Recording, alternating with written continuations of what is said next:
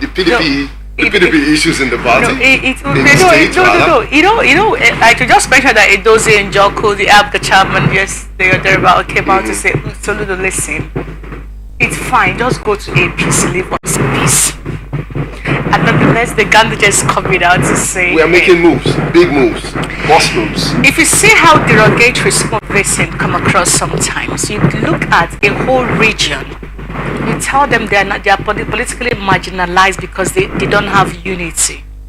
Can Gandhi really tell where do you find unity in this country? What is the definition of unity? And the key word here is the fact that he said it's about to give them emancipation, yes. It's about to set them free. You see a class of millions of people. You classify them as that they don't have political value because they are not united, and then you tell them that Tinubu is determined to take them into political, make them popular politically by that towards 2027. The same Tinubu that the deputy speaker came out to say, please, can you give us more states when you were giving appointment that you gave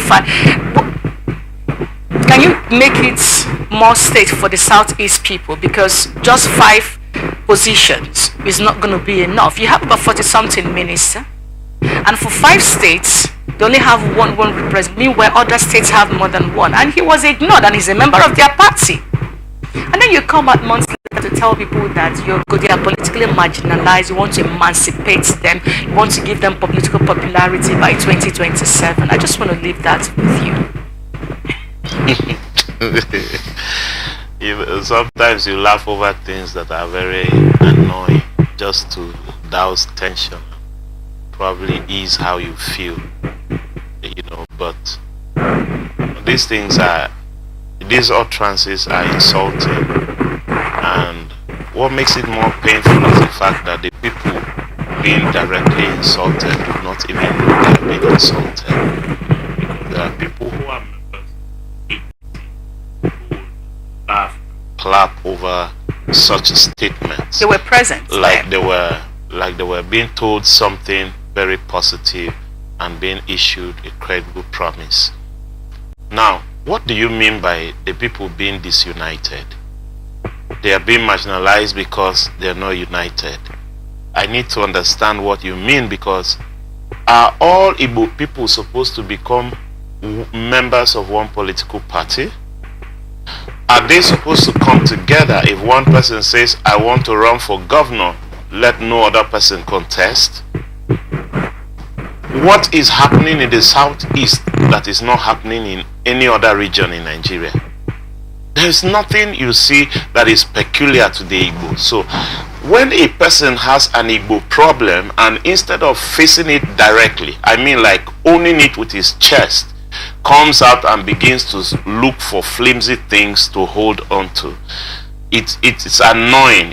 If I feel personally listening to you, I feel like you think we do not have sense, like you think we're really dumb. How do you say that and then make a sweeping statement like, oh, Imo State has just been emancipated? Right. How have they been emancipated? How? What's happening in Imo State?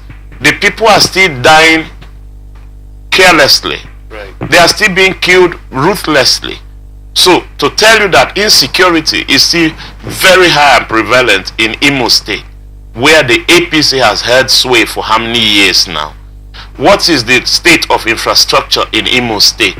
How have you emancipated Imo State? And then you are saying Anambra should follow suit.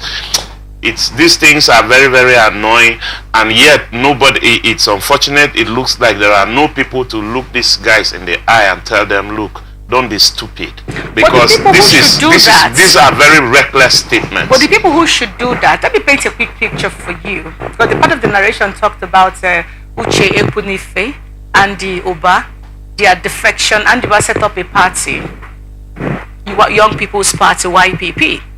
You won election on that platform, and then, as is being alleged around, to manage your AMCON debts and all of that, you abandoned the party, joined the APC, and now using that as a yardstick, there is crisis with the APGA in Anambra State, and the national chairman is saying, Soludo, please. Like it has gotten to that point. These people in that meeting, you had an Ozodinma seated in that meeting. He's an Igbo man. Yeah. You had Ejidike, the party chairman, seated in that meeting. And I'm sure there are others who are of Igbo extraction seated in that meeting. And somebody just told you that you don't have political value. You couldn't get anything. That because you didn't have political value. These things don't even make sense because, I mean, for how many years that the PDP held sway, this entire Southeast had been under the control of the PDP. For how many years? And the PDP was the power in the party in power. What did they do for the Southeast? And then you come out again mouthing the same lies and adding insult to them. It's the whole thing doesn't make sense to some of us when we listen to these things.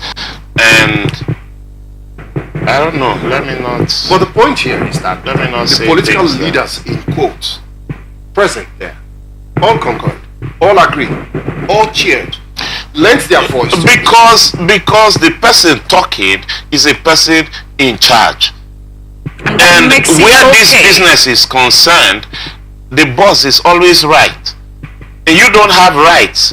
You can't question it. I mean, the way so you have been with the PDP for how many years? Nothing appears to be done in a special way that considered the region that supported PDP so much, and yet today you are being told the same lies, being told the same thing, but you don't know what to do because there are some of them who are also just political jobbers.